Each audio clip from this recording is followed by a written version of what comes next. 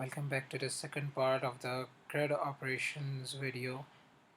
In this video, we will discuss about the read functionality of the real-time database using the Android application.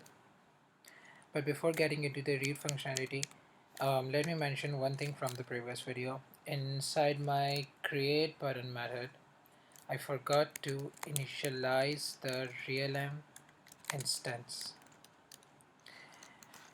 This is very important to initialize the real-time instance because if you do not initialize your realm, then you will get a illegal state exception error because none of the realm instance is being initialized before using it. So you have to use the static method of the realm class, the init static method, and then inside the parentheses you have to pass in the argument, the context of the class.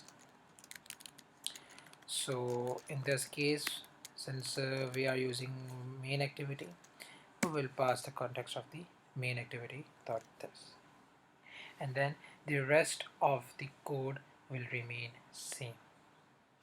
After that, I would like to clean some of my code.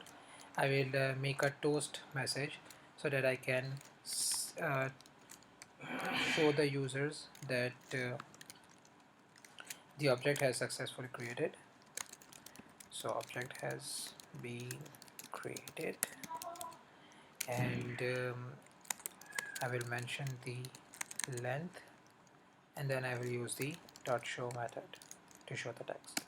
Finally, I will reset the fields to show the empty string so that I can type in the next object respectively.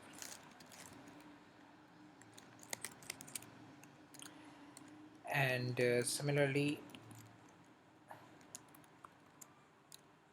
I will use this for the age, for the salary, for the organization, and for the department.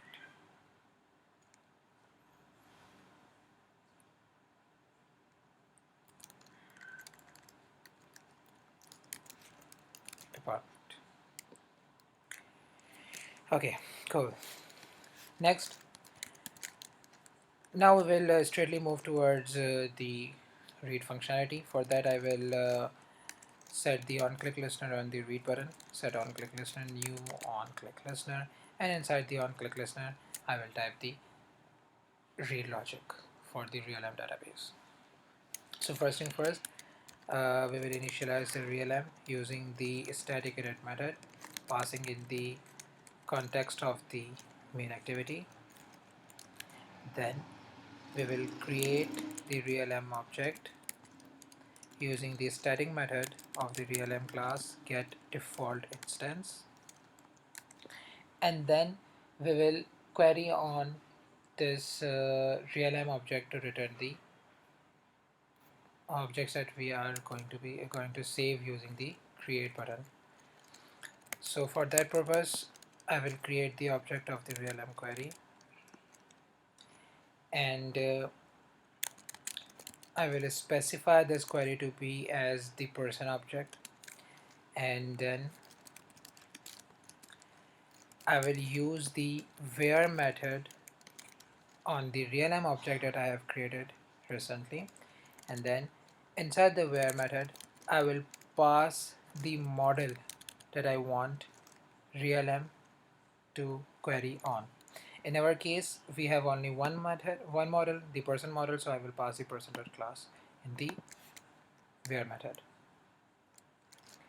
Then I could use the find all method to grab all the person objects in my realm database and save it inside the realm results object. Or I could simply use the find first method to grab the very first person object from the database. For the purpose of this tutorial, I'm keeping it very simple, and I am grabbing the very first person object from the database, and then I am saving it inside the person object. So now I can read all the fields of this person object using the getters that I have mentioned in the models, in the person model. So what I will do that I will grab all the fields of this person, and then I will set the text of my text fields in accordance to this person. So first of all, I will set the text for the name. I will grab the name of this person using the getter get name, and I will paste it four more times for the four other fields. For age, I will use get age. For salary, I will use get salary.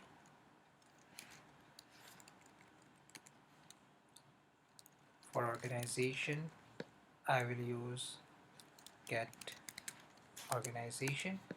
And finally, for the department, I will use the get department method respectively. One more thing, the set text method expects the string value, so and the get age and the get salary method are returning integer respectively. So I will typecast the return value of the get age get salary into the string by using the string.value of method provided by Java. Cool. So what I have do, I have initialized the realm object using the static init method, passing in the context of the main activity.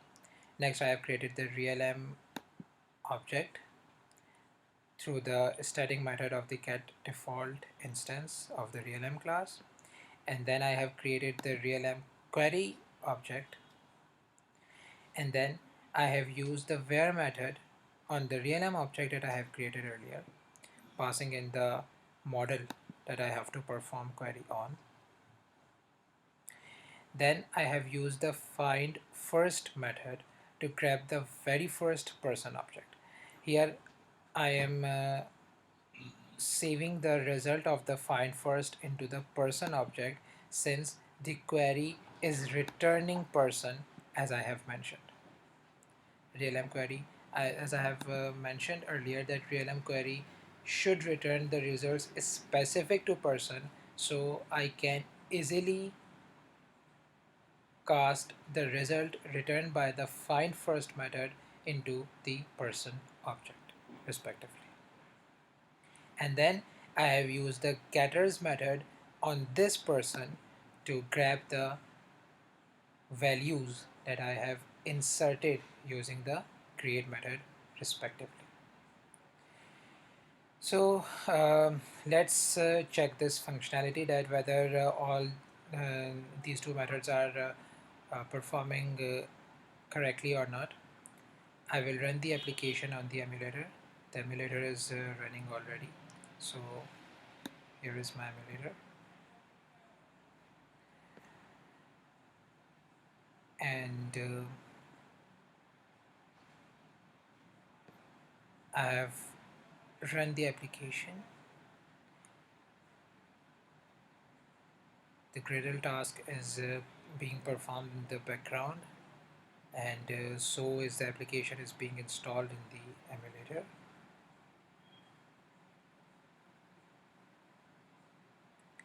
It will take some time.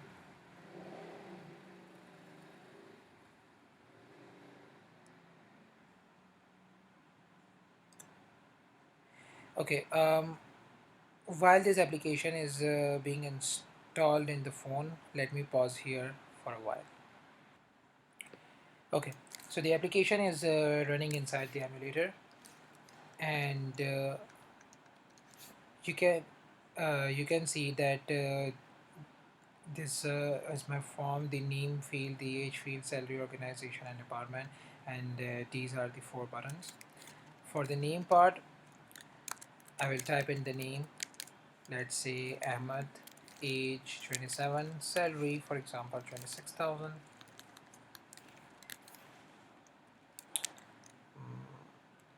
Organization, let's say ABC department, maybe IT, and then I will click on create method, and the toast message is successfully shown, object has been created.